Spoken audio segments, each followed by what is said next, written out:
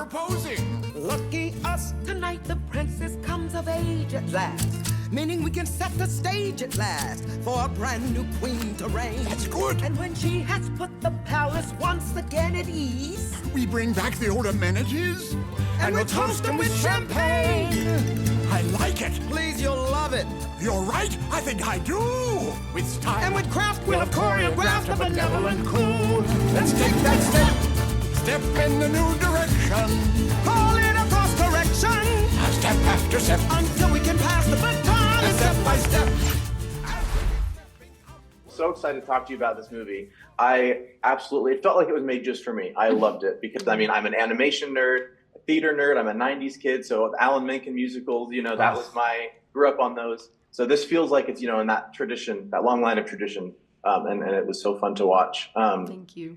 Rachel, I attended a presentation on the movie about a month ago, and Vicky mentioned that they had their eyes on you from your singing videos before even West Side Story, which I had no idea about. I had no idea about that either. That's so funny. She said something like, "I like to say that we found her before Spielberg," or something like that, that's sweet. Which I thought was really cool.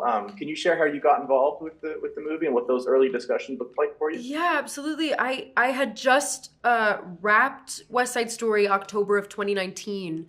And then a few months later, in January of 2020, I had gotten the call from my animation agents that this movie had been interested in me jumping on to just do scratch vocals for Alan Menken, and that I would be working very closely with his very close confidant, Michael Kozerin. And so I kind of had an at-home booth situation set up because the pandemic was starting to rage, and so in my attic, I had like a makeshift ISO booth and worked with Michael and Chris Montan and everybody at Skydance, including Vicky Jensen.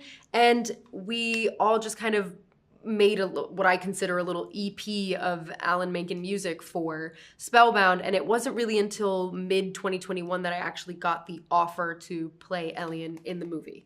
But must have been so exciting. It was very exciting because I really wanted it. It was one of those things like doing the music all the time, and then I would go downstairs because my whole family was obviously home because it was the pandemic. Right. And I would go downstairs and be like, I hope I get that job. That would be really cool. But being a part of something like that in general, with being part of like Alan Menken's experimental phase on something is such an honor. Wow. I can't imagine. That's incredible. And now I know with voiceover work, you don't always get to record in the same room or even at the same time.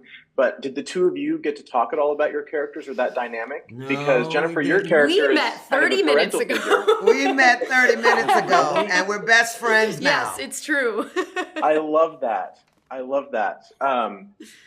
There was one more question I wanted to ask you. There's a quote in the movie that I really love from one of the oracles. I think it was, "We all have dark feelings, but it's what we do with those dark feelings that matter." And I wanted to ask if there's something that each of you do to combat dark feelings. Like if there's a comfort movie you watch, or like a food you like to eat or cook, or a place you like to go. Wow. Well, I'm going to be real honest. I don't have a lot of dark feelings anymore because I've done a lot of work off camera and off stage. You know what? She's 12 and I'm 93. So, a lot of I have a lot to learn. Dark things don't come my way anymore. When you grow up, if you grow up, you get an opportunity to really appreciate life. And like Spellbound, you face the music. Sure. You deal with the real issues, and you come to know that you cannot fix people. You can only, deal with how you react to life.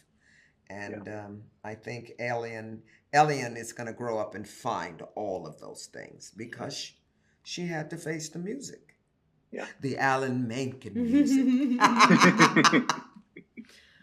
I mean, for me right now, it's being able to do the play and every time anything feels any sort of out of sorts, I get on that stage and I let it rip. There you go. And it's really, really a wonderful outlet. So. It's where we That's live, what theater's darling. for. It's where we live. It's where we live, in front of the camera and in front of the audiences. And that's a big responsibility. So you don't get to carry your mess. Although you bring it to the moment because you can only bring yourself where you are. But you have to honor the audiences, no matter where they are, and give a honest performance.